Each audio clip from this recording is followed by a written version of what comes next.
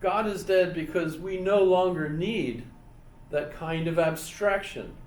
We've outgrown it. If you've been following along with our academic progress as human beings in history, you come to realize that humanity has created this God. It's like an opiate, as Marx would say. And by the way, Marx's opiate reference, you might think that means that religion is bad for you. Well, actually, Marx used that opiate reference in order to say that it is necessary for poor people that have no hope to have something to basically soothe their pain, right? So it's an opiate in that sense. It's a drug that enables the poor people to just keep going in their miserable existence because they think of themselves as being saved because of that miserable existence in some future life, which, of course, if you don't believe in that future life and so on, you're basically allowing that belief in order to keep you working as a slave, for the capitalists.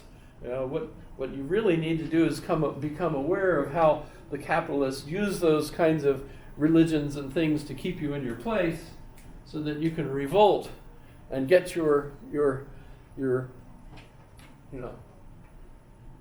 wealth out of your work, right? No, instead of working 90% of the time, so somebody else gets that wealth and you only get 10% of what you've essentially made. You should get 90% instead of just 10%. So, of course, Marx is against religion. Friedrich Nietzsche is against religion. So God is dead. We have killed him, but it's not that we've killed an actual God. We've killed the desire for an abstract deity. We no longer need that idea. That idea is dead. Not an actual divine person has been put to death by us, but instead, churches are dedicated to an old dead idea, and we don't need those anymore. And that comes about in one of his books, Thus Spake Zarathustra, where he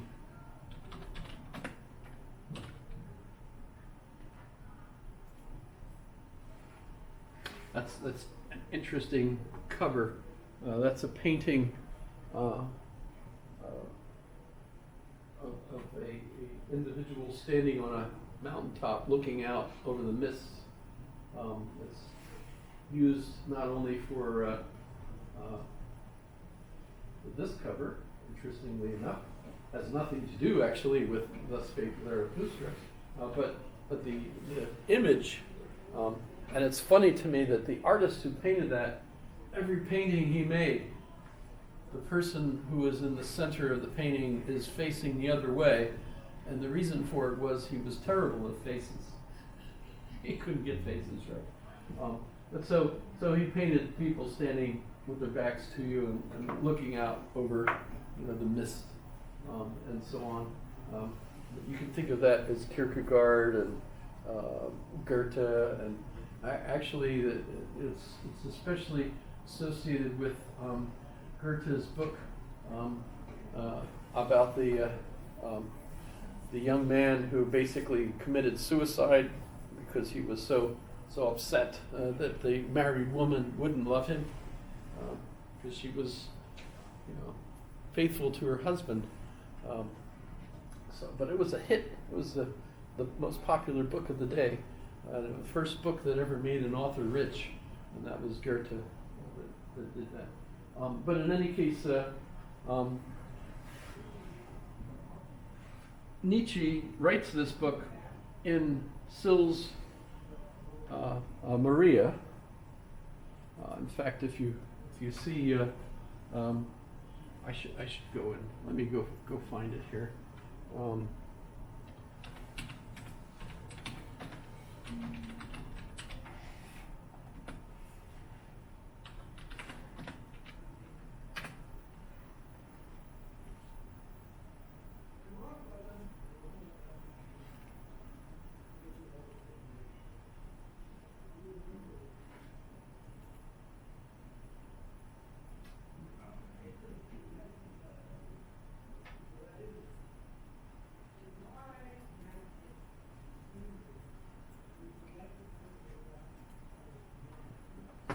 what am I not getting here?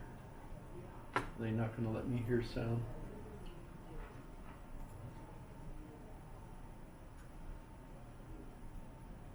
So that is his bedroom in Sils Maria. Maybe if you hit not now, down at the bottom, and then there'll be a mute button lower down. I mean, there. No? Everything looks like it's on.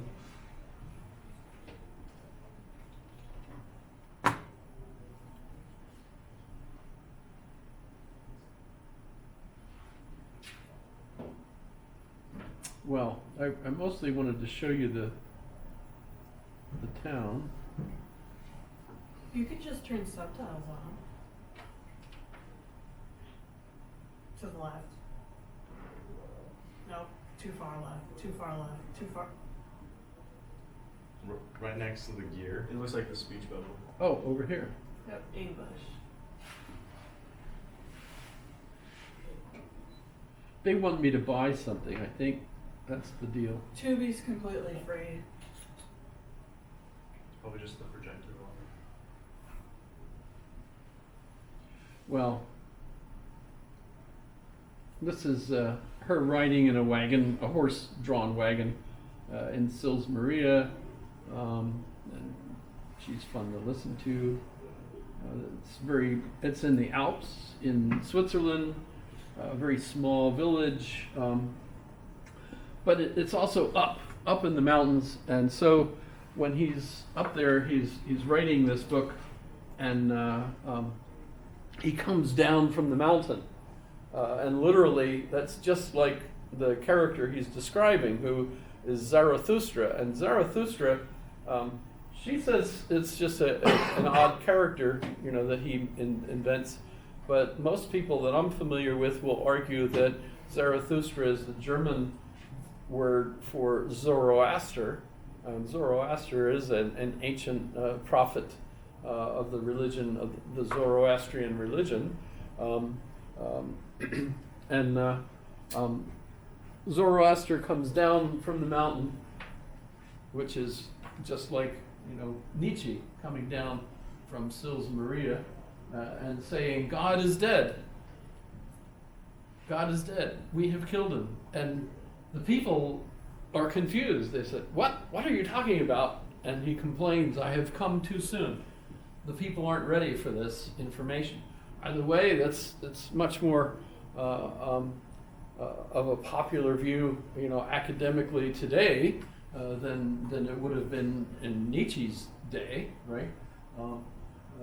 So those who are followers and like Nietzsche feel like he's much more of an impact now today on younger people than he would have been then. His books didn't become popular until closer to his death. But the thing is, what's Zoroaster saying? God is dead. We have killed him. No longer believe in the morality associated with this Christian religion. Instead, you have to create value for yourself. Kind of like the ancient Greeks. He liked the ancient Greeks who, like Achilles, basically, knew that by killing Hector, he would end up dying soon himself. He's fated to do that, but he was okay with that because he wanted the honor of being the hero of the Trojan War, right? So he deliberately went ahead and tempted fate, right? Nietzsche is arguing that in order for you to have meaning in your life, you have to do something creative on your own. Remember the response to this same dilemma that Kierkegaard is facing with. You go through these stages, once you get to this, you have a stage where you live an aesthetic life, just have fun. Then you go through an ethical stage where you kind of feel like, well, I really got to grow up, be an adult, act like an adult. Even though I don't believe in any of the stuff my society says, I should behave as if I'm one of them, raise my kids maybe, and so on. But then for Kierkegaard, you really can't live a good life believing and acting in a certain way just because you feel obligated to. You really have to believe it. And so he feels like you have, that situation of the night, and fear and trembling, where you realize this kind of dilemma, and yet you have to pick that belief that is really true for you. That's the dilemma, right? Well, Nietzsche argues there is no such belief out there already that you have to believe in that will give you a sense of meaningfulness. What you have to do is create meaning yourself for yourself constantly. In fact, I remember for years what I thought of the eternal recurrence was not that your life has to be imagined as happening eternally, exactly the same as it is, which is what some interpret as his point. For me, and I know at least Madonna, when she talks about following Nietzsche, you have to constantly create meaning for yourself. And once you've created meaning for yourself, and people think of you as, yay, Madonna, she's the material girl, right? Well, the thing is, then they start expecting you to be that material girl, and you're no longer the one in charge of your fate. You're being herded by them to be who you were before, because that's who they're expecting. So what Madonna argues, and what Nietzsche clearly argues, is you have to make some new meaning all the time, because the meaningfulness comes to you by creating meaning while you're making the meaning.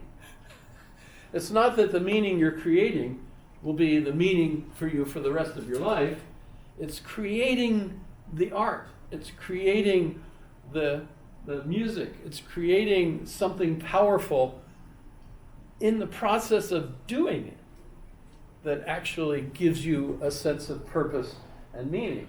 So Madonna has to come back, and instead of being the material girl, she has to be something completely different, and then something completely different again. I'm not sure if Taylor Swift thinks this way. One of the latest songs she's come out with is "The Fate of Ophelia," right? And it surprises me. Okay, she's used Shakespeare before, because one of her early ones was, of course, you're Romeo and I'm Juliet. That's let's face it, that's a Shakespeare reference, right? Although she totally doesn't get it, right? Remember, Romeo and Juliet both die at the end of that play, and she's looking for life, happily ever after with Romeo, and she's Juliet, and that's not how that works. This latest one, where she's saying, "You saved me from the fate of Ophelia," and if you've seen it, the one video version, at least she ends up at the end floating in a tub, right? Remember, do you know who Ophelia is? Yes, from Hamlet. Okay, so Hamlet has a love interest, and it's Ophelia, but she goes crazy because he's crazy, and she ends up jumping into out of the tower of the castle, which is on like the coast of Denmark. It really is there. You could go visit that castle. And she drowns herself, of course, in the water outside in the ocean. She, it ends with her floating dead. And by the way, Ophelia is kind of representative in Shakespearean. The four elements. She has too much water. Hal, is fiery. He has too much fire. Falstaff